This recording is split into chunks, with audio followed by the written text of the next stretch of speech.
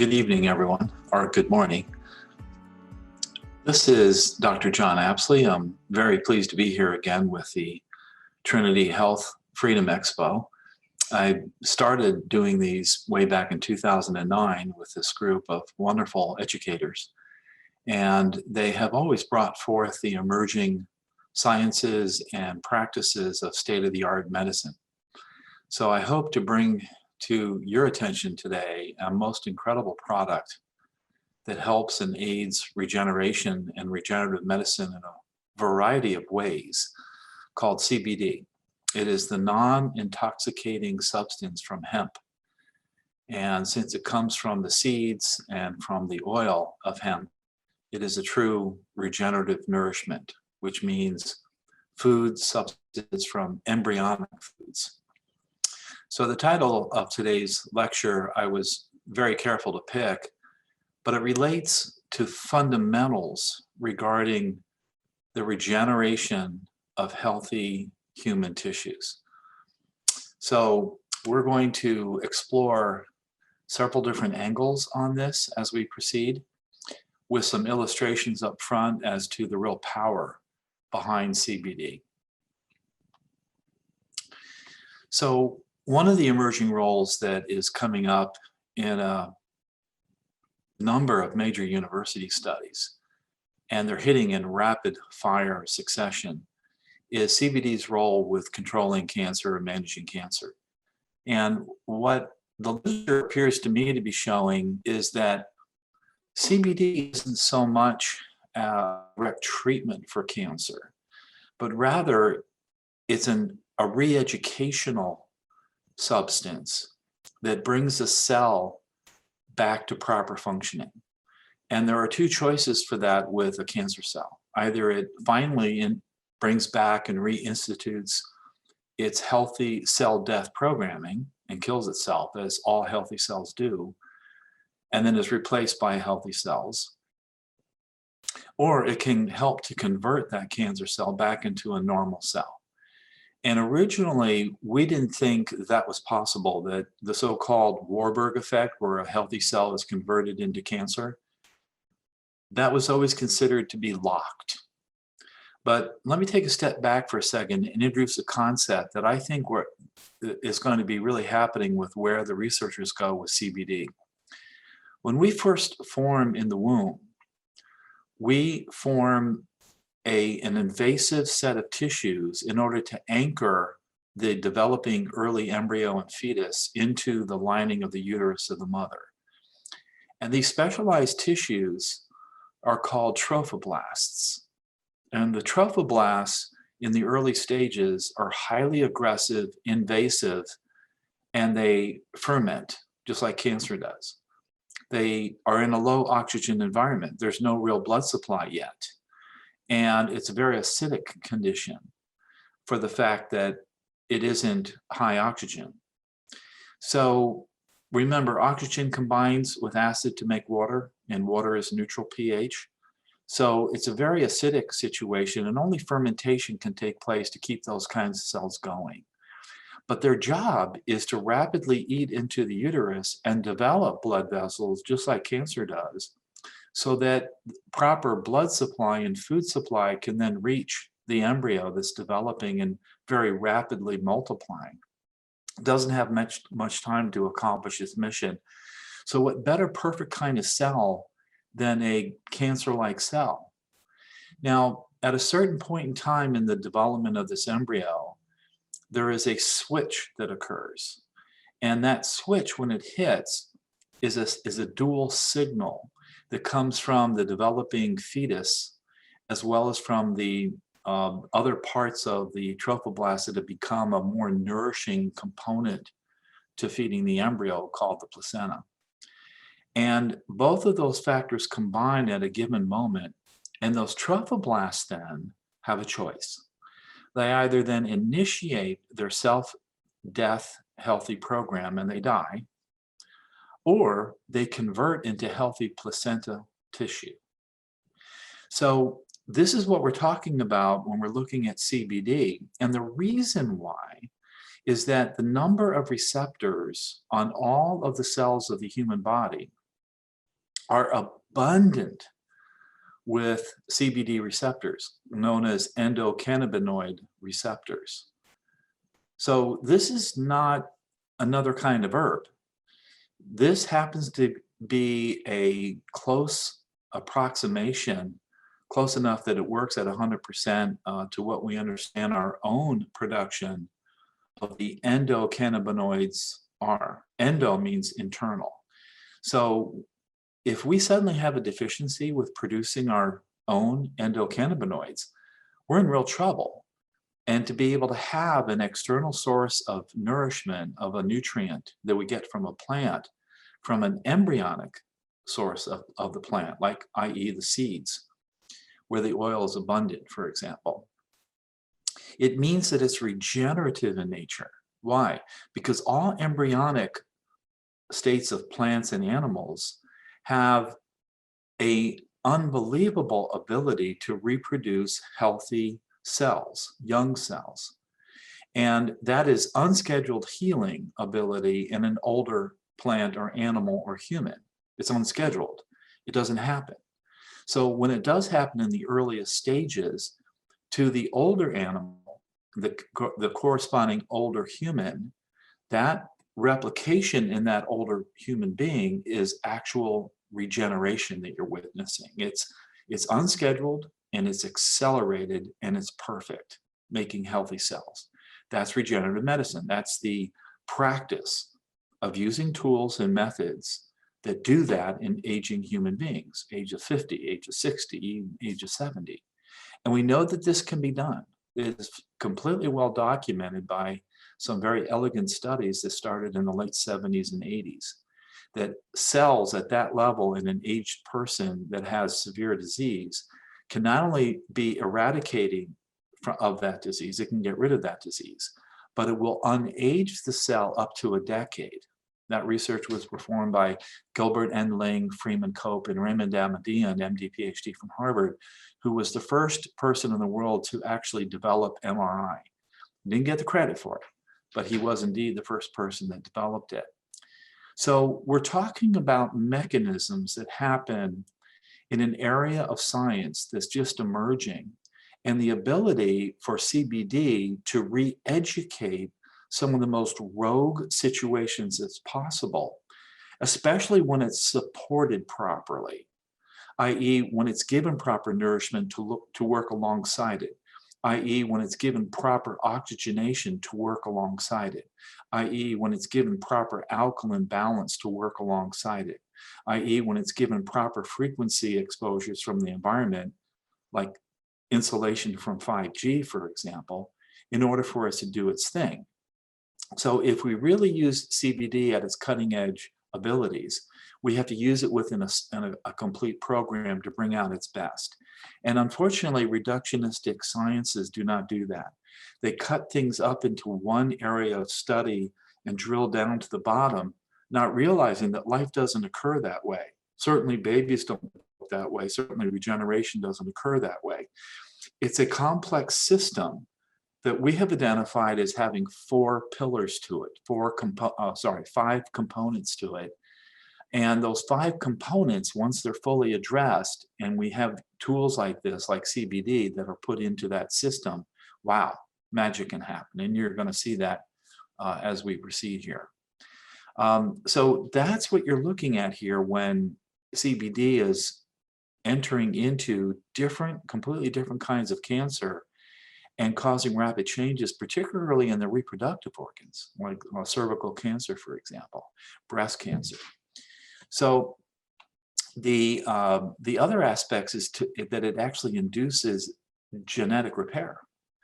So it's pretty amazing substance, and there aren't too many herbs out there that I know of that can have such a wide variety and spectrum of healing. This is how it was discovered, as far as my research showed, that hemp has an intoxicating oil known as THC that made it very popular. But there was this other component which wasn't intoxicating at all.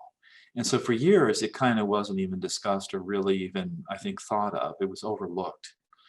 And then a little girl has unrelenting seizures, and the medications were failing, and she wasn't thriving. She was just barely hanging in there.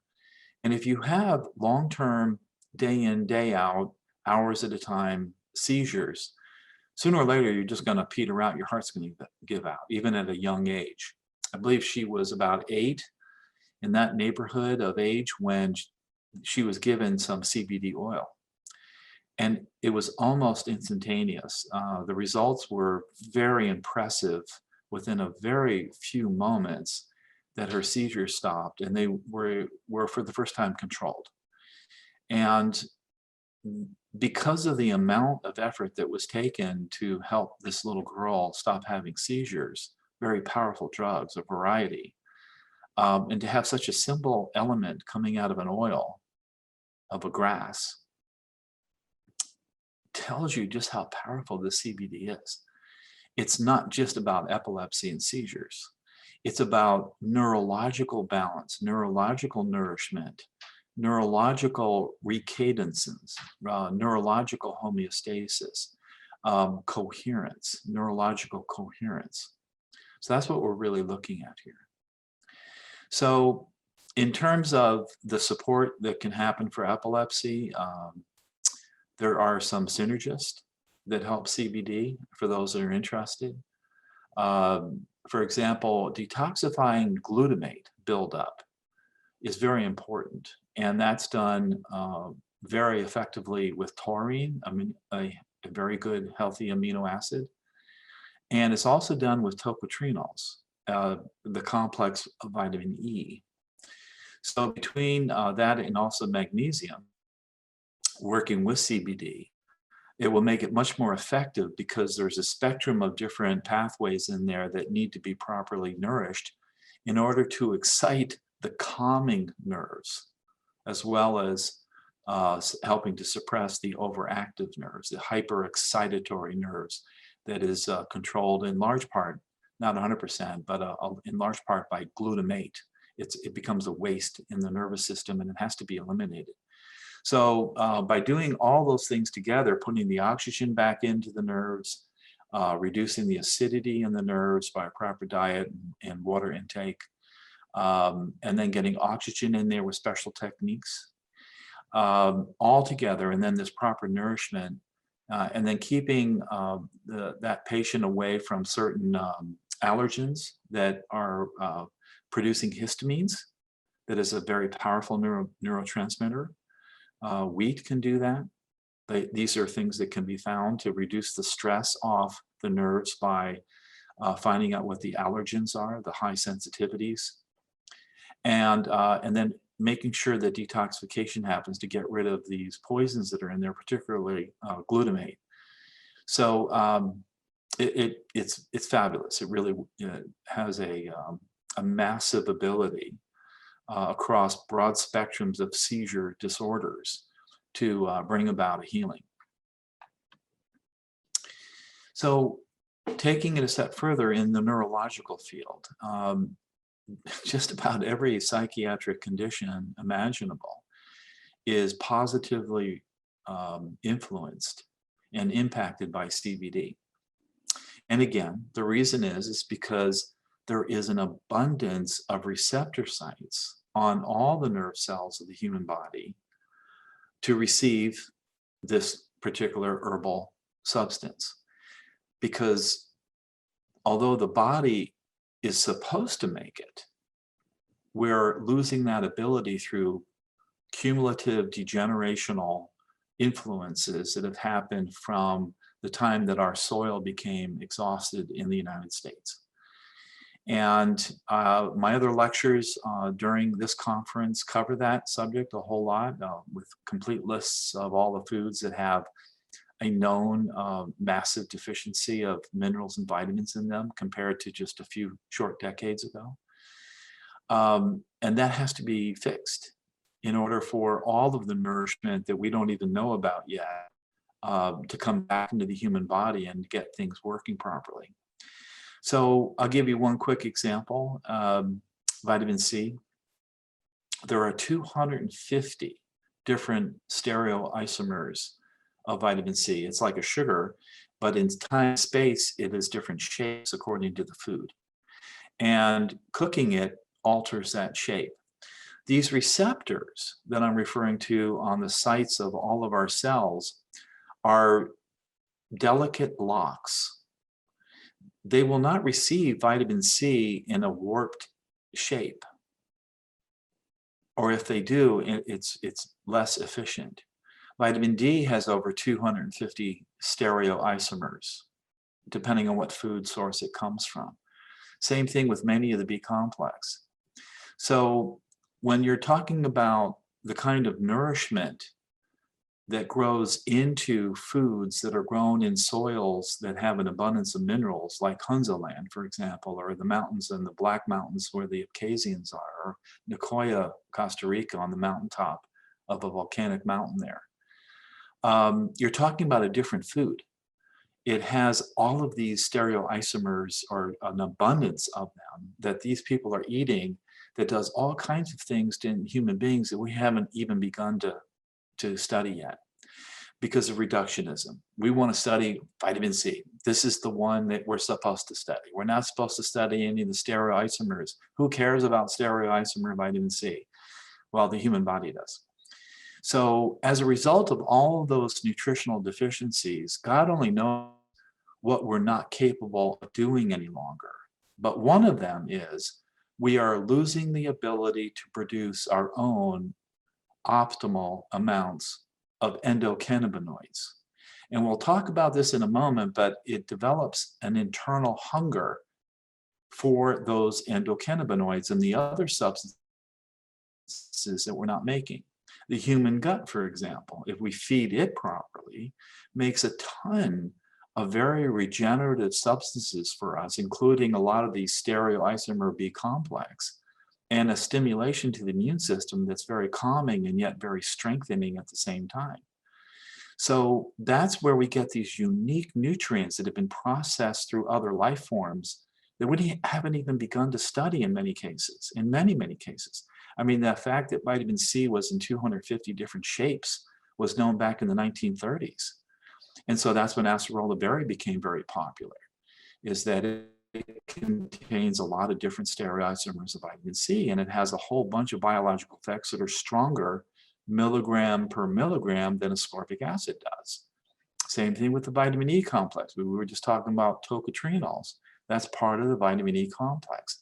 A lower amount of what's considered to be the essential vitamin in that, mixed with the other complex, has a much greater biological effect because the body needs those other things. CBD is one of those special agents that arrives after the fact of all of these things being in the human diet for in a constant way, because we're supposed to use those and translate those into building up our own production of endocannabinoids that we're no longer doing. And it appears that healthy growth of hemp in rich oils produces a CBD oil in these various kinds of stereoisomer forms that has this wide spectrum effect to activate systems in our body, especially in the neural systems that have been studied so far, that very few things can come close to competing with.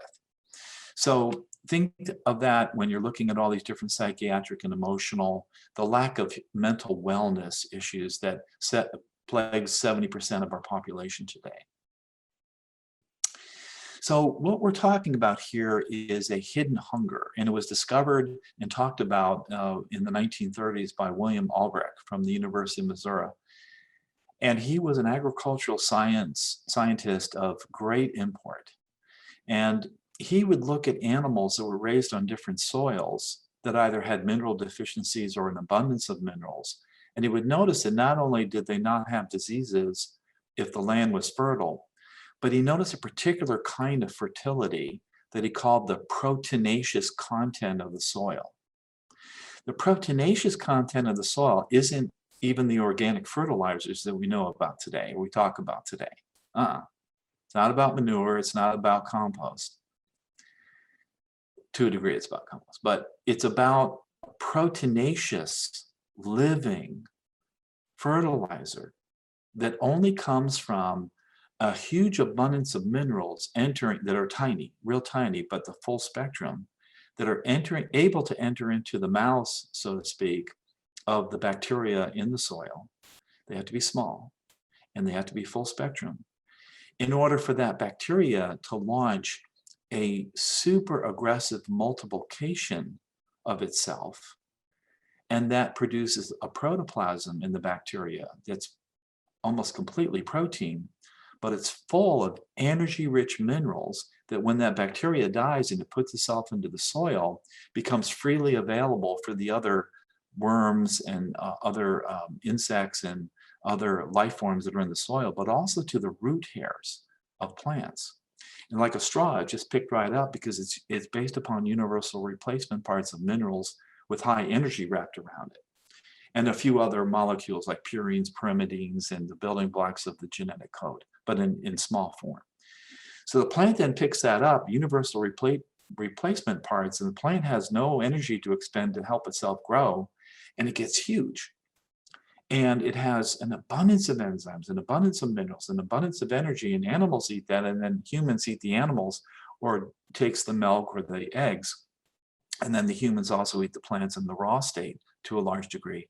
Now you've got your long-living people that have no disease, or they get a cold and flu and it's gone in 2 weeks, and they actually built their immune system up with herd immunity that we hear so much about today that we really can't do today. We're too weak. So at the top of all that is their ability to produce natural substances within their own body, such as CoQ10. They produce probably more CoQ10 at the age of 90 than most people at the age of 45 or 50 in the US. And the reason why I know that is they don't start their aging process until they're 80. We start our aging process at the age of 30 in the United States. Some of these cultures don't start their aging process until they're 90. And we started, that's almost 50 years after the fact, or before the fact, excuse me. So this is what's going on here. Those people are producing an abundance of things that we don't even know about yet. It's keeping them strong and fit. And we're producing within us hidden hunger. When World War II broke out, William Albrecht said all wars are caused by the hidden hunger, meaning that agitation that occurs because there's not enough nourishment in the soil causes a short circuiting in how we think, and we can't live a peaceful life, a calm life, nor a healthy life. We become agitated and we want to go out and conquer our neighbor's land and take it from them. When the pioneers came in and they started settling on the East Coast, as they farmed it, they didn't put things back in. They didn't know about agricultural sciences. And so they kept on harvesting out food that was taking out the minerals and eating it without putting it back in, and their families would die. Their children would die of sicknesses. And so they moved west. And then the same thing repeated, and they moved further west. And the same thing repeated, and they moved further west. It drives people to new land instinctively because they can only solve the problem with mineral-rich soils without even knowing it. And when they get it, they stay. And when they don't, they get agitated and they go out and conquer new land. Hence the hidden hunger that CBD helps big time, quickly, giving you time to put the rest of the problem solved into this model system of regenerative living and regenerative medicine. So this aspect of hidden hunger is revealed by the fact that CBD now is being found to be a great tool to help people to get off of addictive substances, including alcohol. How does it do that? It's because it's one of those essential chemicals that we're supposed to make in abundance, because we have more receptor sites hardly than any other receptor site that says, I am an endocannabinoid receptor, please feed me. So this is the aspect of goiter, where goiter expands, looking for iodine, and it gets huge and is able to produce lots and lots of receptor sites, saying any iodine is not going to get by me because I've got so many of these receptor sites, it's going to grab onto it. And it keeps getting bigger until it's given iodine. Well, this is what's going on inside our body, but not just with one gland, but with all of the system that needs these endocannabinoids. And we're not getting it. So it's no wonder that kids want the THC. they're so deficient that by the time that an intoxicating endocannabinoid is given to them, they go, oh, I'm in heaven finally. Oh my God, my hidden hunger is gone. No, this is not supposed to be about intoxication. It's supposed to be about real nourishment. So that's why you're seeing this here. You're seeing that it's a substance that is treating a vast array of different things, like nothing I've ever seen before. So many different things, but with hard science that can back up why. So basically what I'm saying is that we're living in a world of chaos. And it's falling apart because of lack of nutrients in the soil that start the chain of events. And the rest is our agitations in our nervous system then spread out, and we go to war with our families. We don't respect authority. We can't think properly, so we have to lower the SAT scores, or we have to cheat in order to get into college. And then we're paying $65,000 a year to go to some of these colleges, which is outrageous. Who can afford that? These are unsustainable things that our society is facing. And just about everybody's sick. 54% of all kids are sick. Adults, you hardly see a healthy adult. But the long living don't start their aging process until they're 80, 85, 90. Icaria, Greece, Sardinia, Italy. As I said, Nicoya, Costa Rica. Some of the folks in Okinawa still. Hunzaland, the Black Caucasus Mountains of the Abkhazians are the best representatives of that. These are the so-called blue zones, but there's a reason why that isn't discussed, and a lot of scientists that just stay there for 20 years don't understand. It's the soil, proteinaceous content, high energy, zeta potential that has universal replacement parts that go right up the food chain to the human being, and these human beings look different than us. We're going to get to that. So these were based upon 10-year studies. McGarrison, over to your right, was the first true physician researcher who discovered the long living. He lived for 20 years with the true Hunzas, and he did thousands of animal experiments to determine why that these people don't get sick and they don't get chronic illness, and they live to the age of about 110 in ideal health at that time. This is back in 1920 to about 1930, okay? This Hunza group came from the Greeks, the most fit Greeks, Alexander the Great's army, genetically. The generals mutinied because Alexander wanted to stay in India, and they wanted to get home or raise a family, and Alexander wanted to be at war all the time. So they fled with that they had married along the way, and they ran into the hills where they could defend it against a super duper special ops army, because he had the best. And they were too, but they were smaller in number. And so they found a place way up that could be defended because it only had a tiny road or mountain. They could just knock everybody off that road because it only allowed one person to go through at a time. And they found this valley that was only accessible that way that had all this rich soil in it. Proteinaceous content was probably through the roof. And so he did that, and he noted the same identical slightly down further down the mountain where the minerals were less wouldn't generate the same health or longevity that it did at the top of the mountain in the valley. And he kept on doing that right into the cities, and it corresponded perfectly with the longevity of the sick people in the cities. Same food. So it's not just the food and the food selections. It's not about playing dodgeball with don't eat this, don't eat that. You got to eat this, you got to eat that. It has to be organic. No, this is regenerative nourishment in a pristine environment. Over here are people who had no disease. They might not have lived as long. And there are 30 different cultures that Price went after. He was the former president of the American Medical Association.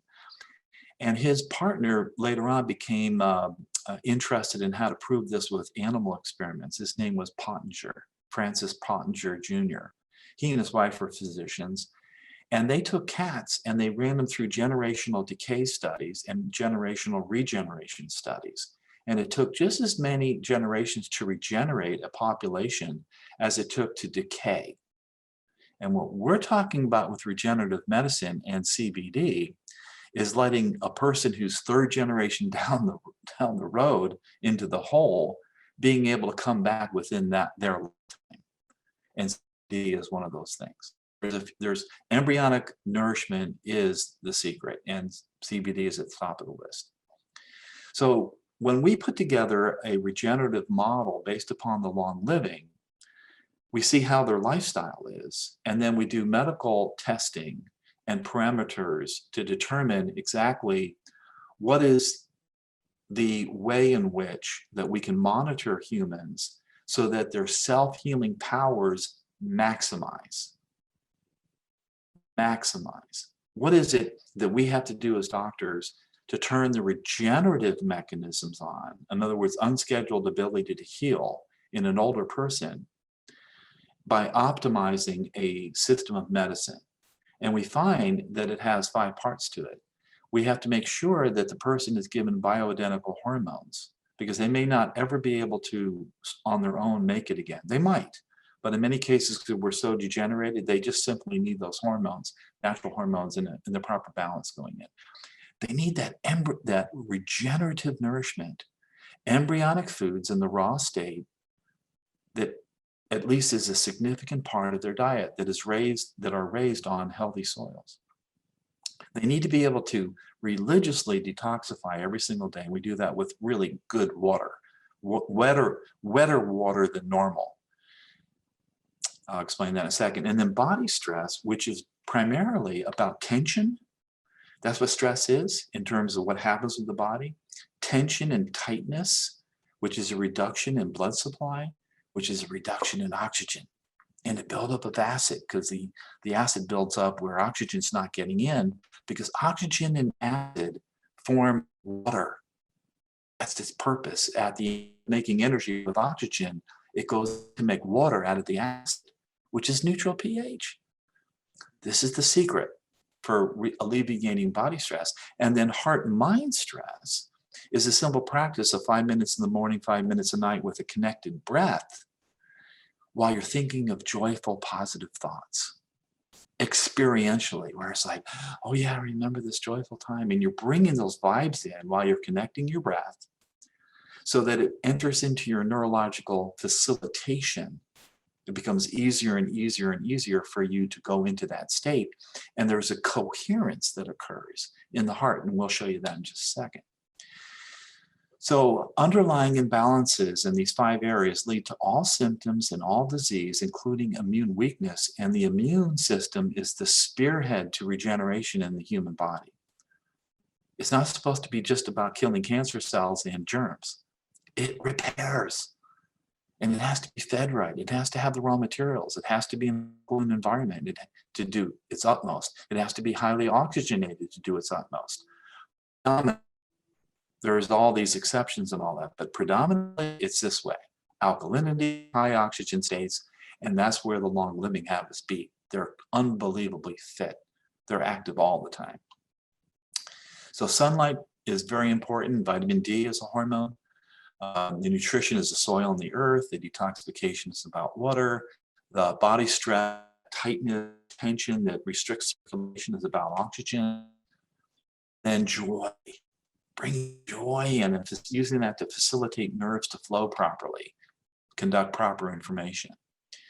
So in essence, we're talking about a substance that targets more sites and has more access into the cell's interior than just about any other nutrient that you can take in. I mean, there's sugar, of course, but not where it's a substance that educates each cell, causes it to go back to its optimal function, causes a cancer cell to instruct itself to die with healthy death programming, or to come back into normal, healthy tissue, to reverse that Warburg effect, or at least to surround the rest of the tissues so that they're fortified from being recruited into that maelstrom. That's what we're finding. So the synergists to the CBD, the main synergist, are the over-the-counter drug Aleve. It's amazing. In low dose, if you're not allergic to it, it helps CBD to become an excellent pain control that otherwise it's not on its own. THC is an excellent pain control, but it's an intoxicant. CBD can be. It takes a long time, and in high dose, it's expensive. But when you tweak it with some Aleve at low dose, you're going to get pain control. Not just from the Aleve, it's a synergistic action. Now, taurine is also a synergist to this, and the body lipoid, a substance once again produced in the body that is a lipid, it's a fat, known as PEA for short. It's an unbelievable synergist to CBD, very powerful. And for pain control, oh my gosh. In terms of mental wellness, oh my gosh. In terms of alleviating depression, oh my gosh. Any of these things that you just saw about the psychiatric disorders, you know, you're going to have these things very deeply addressed. So in moderate conditions of ailments that fit, there's a broad spectrum here. 40 milligrams of CBD twice daily, 1 Aleve tablet twice daily, and 600 milligrams of PEA twice daily. Wow. Give it some time, a week, maybe less, and things really start turning around. Under intense conditions where someone's getting in with the bone cancer, where there's pain in the bone, which is unrelenting, you got to go to 3 times a day. And it can turn around pretty quickly and get things under control, especially if you're using other anti-inflammatory controls. Sometimes you have to use steroids just to bring that inflammation down. In young adults, it's half the dosage. And then to protect you from the irritation of the gut with the Aleve, you can use real aloe gel and the amino acid glutamine. That'll help strengthen the intestinal tract so you're not as irritated from Aleve. Now, the maintenance is low dose CBD on an ongoing basis, 10 milligrams, 20 milligrams twice a day, 12 hours apart. Amino acid complex, 100 milligrams per meal of a good magnesium supplement. Bioidentical hormones therapy, especially progesterone, especially natural progesterone. And melatonin at bedtime. Wow, what a combination. And some sunlight to get that vitamin D in. Make sure you got minerals coming in, but that's excellent. So here's what we were talking about just a few moments ago. We're talking about the way in which that our nerves work. What really is the primaries? What controls it? And sets off the downstream factors so we can hit up front in an easy way what'll influence all the downstream factors rather than messing with all the downstream factors that can make life miserable for a doctor, let alone a lay patient that's just trying to recover themselves neurologically. So we start at the top.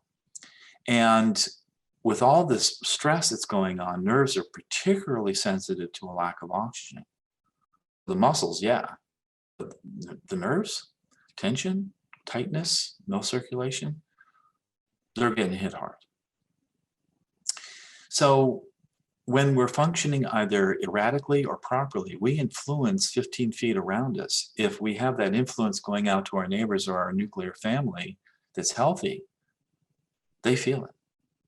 When the long-living cultures have one of their people, members, have a catastrophe or have an urgent emergency, they all stop. They might not have heard a thing. They feel it. They go, what's going on? And they run. And they find out where the trouble is and they help the person. They can feel that. That empathic ability is feeling the sensations that can go out 15 feet or more. Now, these are electrical fields that have been proven. And the electrical fields go right into the nervous system that's paying attention, that doesn't have a lot of static going on, agitation going on, irritation going on. You have to be in a calm state to feel properly what's going on when it extends beyond your physical body. Empathic. So these are magnetic fields that have been proven, and they definitely relate to gregarian, where you're going out there to conquer new land and you have to do harm to other people. You're not feeling that harm in yourself, but you should. If you felt the harm that you're doing in another person, you're going to drop your arms. Why would you want to hurt yourself? I mean, unless you're a masochist, right? We are insane. We've lost that ability to have an empathic understanding of our neighbors. Hey, listen, you help me, I'll help you. You can, wow, you're going to help my kids? Thank you so much. Gandhi was a beautiful representative of that. Jesus Christ, beautiful representative of how to love and transfer that empathic, deep understanding about a super being. of love, truth, compassion, purity, calmness. They can be felt. They're not just words. They have to be felt, experienced directly. This is what this field is about. Or it's just the opposite. You're all messed up. So the heart field interacts with everything, and it actually has a governance system over the brain. And it's the rest period that the graph is made from. Because if you're in real profound deep states of calmness, as opposed to being uptight with stress, when your heart's on a break for just a second, there's coherent waves that are beautifully formed. But if you're so uptight with stress, it's all over the place. And then we transfer that outward in all kinds of different ways, right? So these are the other lectures that I'll be giving that cover a lot of the regenerative aspects of cultures and the long living that relate to this, because they eat embryonic foods, particularly oils. They eat a lot of nuts and seeds, and the oils are highly prized. So they're doing a lot of things by manufacturing things inside their body that we might have another 100 years before we discover them, if they still hang in there and they're still around, because Putin has really wiped out through civil war the Black Caucasus Mountains living people. The Abkhazians are living there from all the civil war that's been going on there. Not by them, but by their neighbors, perpetuated by political means, people that have the hidden hunger. Our cancer panel on Sunday is going to be particularly interesting. We've got some great experts there. But these other ones with optimizing the immune system and regenerating the body is about your ability to self-heal. And this COVID virus, oh my gosh, it's a wimp. It's got no antioxidant defenses. So all you have to do is introduce an oxidant that's harmless to the human body and get it to that virus, and it's gone. I've got some great stories of that lecture, so feel free to visit. This is our staff at Sejun down in Orlando. We see people from all over the country for various disorders that respond to regenerative medicine. This is my partner in life, the medical director, Sangeeta Patty, our top nutritionist, Bridget, one of the great nurse practitioners, Christelle, one of the top graduates in the recent year in naturopathy, naturopathic medicine, Dr. Gloria. Eugenio, an excellent massage therapist that involves putting oxygen back in at the tissue level very fast. An instructor in this field of massage therapy and hypnotherapist, Scott Coleman.